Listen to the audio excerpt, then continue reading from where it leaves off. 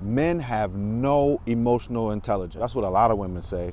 And a lot of women will say that two reasons. When we do not work on ourselves, that means, again, we're not being slow to speak and quick to listen.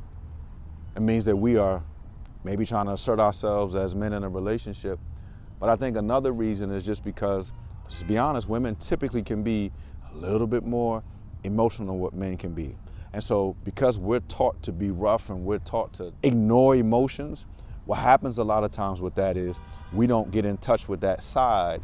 And so therefore, when we have a spouse, again, we find it hard to communicate. So let me just tell you this. A lack of emotional intelligence will have an impact on how you communicate with your spouse.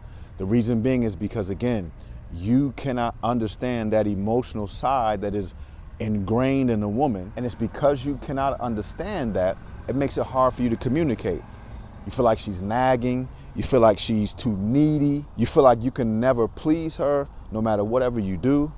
But oftentimes, fellas, again, that emotional intelligence, what that allows us to do is to be able to connect with our women in ways that we may not have been able to do so beforehand.